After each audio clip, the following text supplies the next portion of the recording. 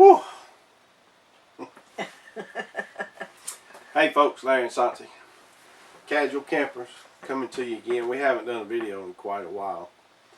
But we did a trip. I've been wanting to do this trip for, I don't know, several years. Yeah. Couldn't make myself do it. You know, it's one of those things you want to go do. You want to go see it. But then you look at how long of a drive it is. And they had to talk you into it. Yeah. And we didn't take the motor home. We drove the car. It was just going to be go up there and come back. Really, what happened was a cousin of mine is retiring. Her and her husband are looking at motor homes and fifth wheels, and trailers. Can't decide what they want to get. And that's a video for another day, really, because pros and cons on each. We could talk about that for. We might do that video one day because we've had one of each. We've had everything. A couple of each.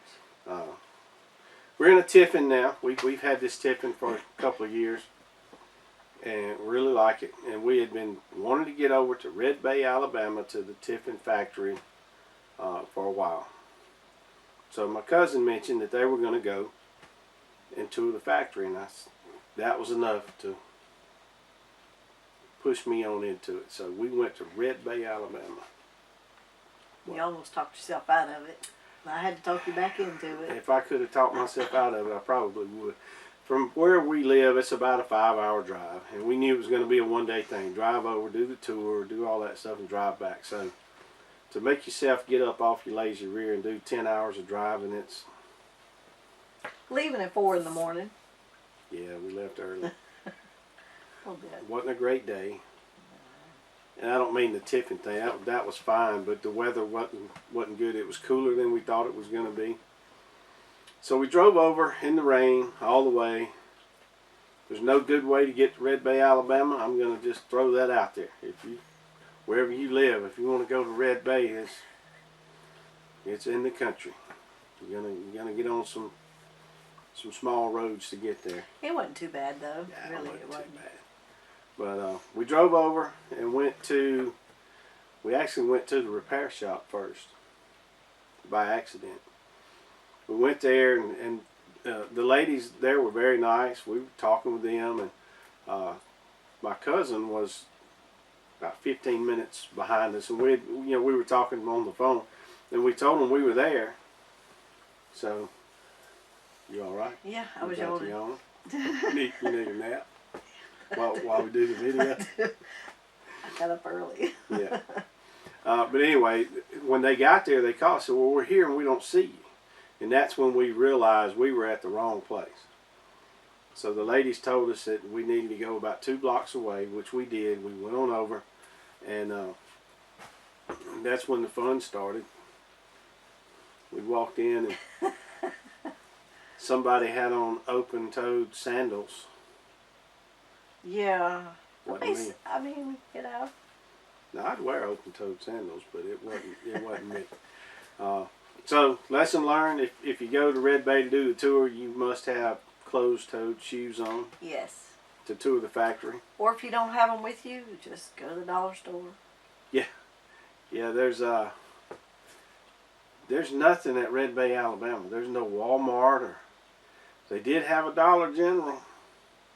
So we went to Dollar General and bought some $5 shoes. Who don't have a Dollar General? Yeah, everybody's got a Dollar General. Or 2, or 5. So that was kind of funny. They were nice shoes, though. No, they weren't. They hurt my feet. She had to have some socks to go with them. I'm sure she probably would have bought a handbag if we'd had time. Didn't think about it. But anyway, we went to the dollar store and got her some shoes and went back. Now, to tell about the procedure, when you get to the factory there at Red Bay for the tour, and I think they do 2 a day, or maybe they do it on certain days. I really don't remember. But we were there for the 9:30 tour that morning. When you get there, they bring you into a room, and they have a quick briefing. I'm sure it's got to do with safety and And I think a lot of it was about the company itself, when it started, who started it, how long it's been there, you know, how it's grown to what it is now, how it's affected the community. I'm sure a lot of that's covered, but I can't really say, because we were at the dollar store buying shoes while that was going on. But then they issue your cute little glasses. yeah, you get safety glasses and your safety vest to wear while you go through the factory.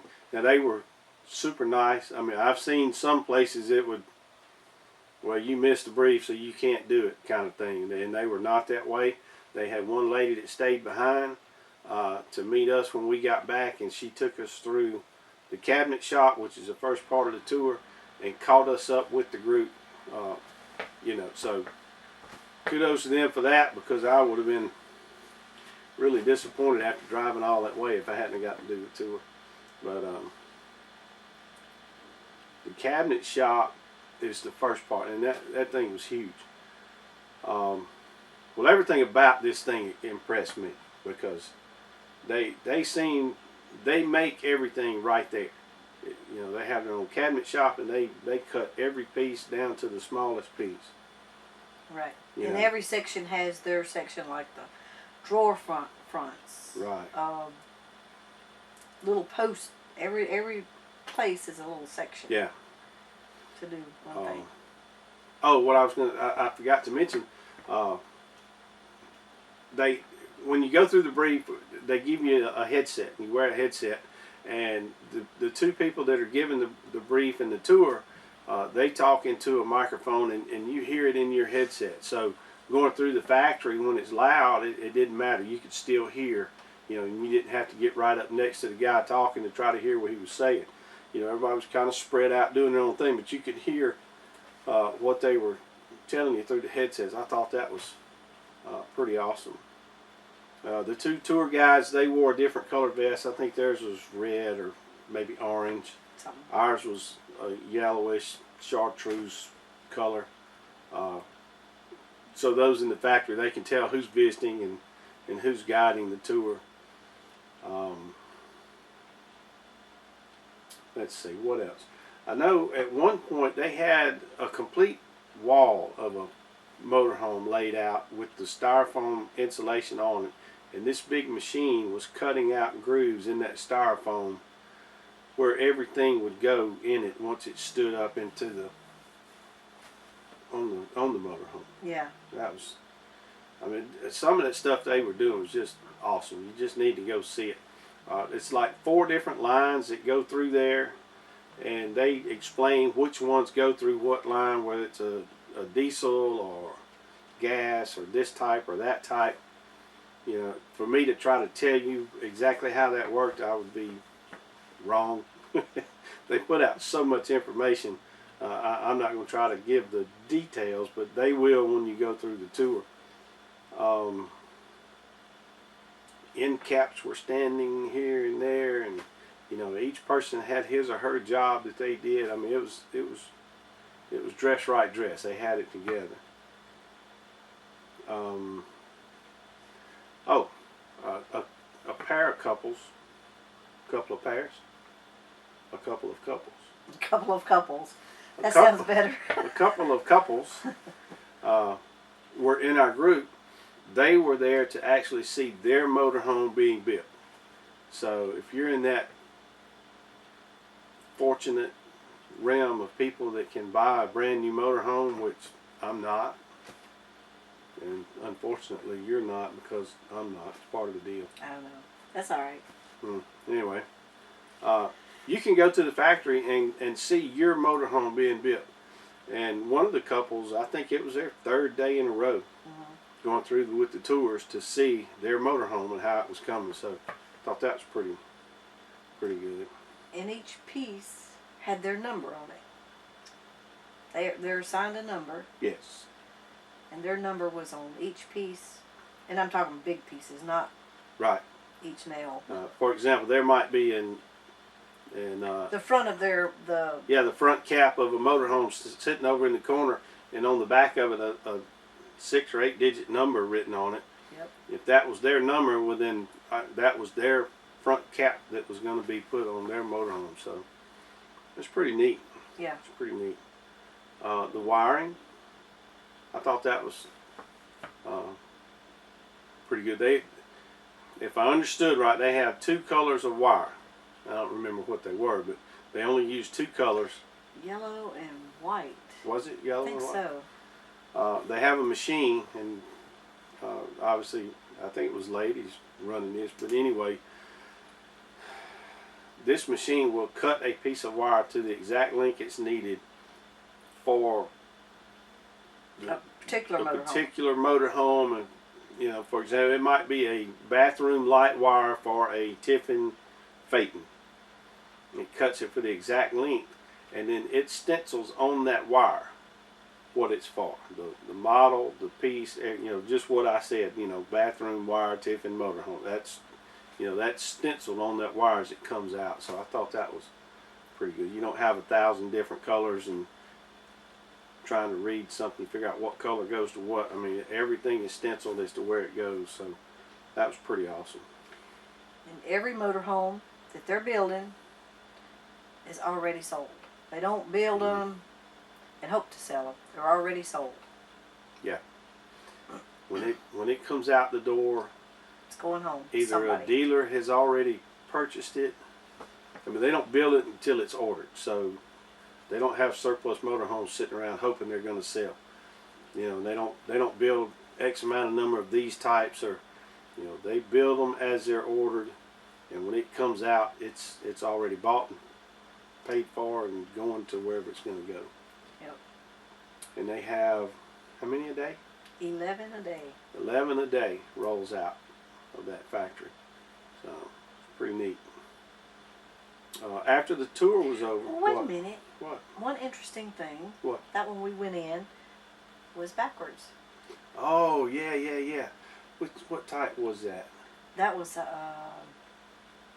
wasn't the It red. was a smaller version. Yeah, it wasn't the red. Or was it the red? It was a small one. Yeah, I can't remember which one. I wish I had The Breeze. That was it. The Breeze. Okay, so they had one, and it was for Australia.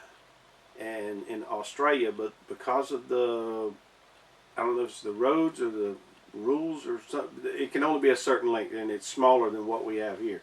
They can't take a 40-foot whatever.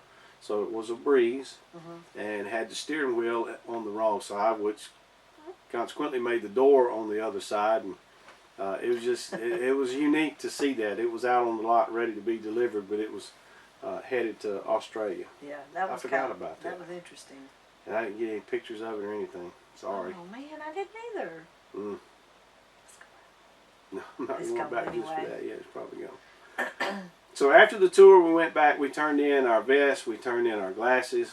No, we kept our vests. We turned in the headset and the safety glasses. And if you wanted to go look at the ones that were on the I guess you call it a lot.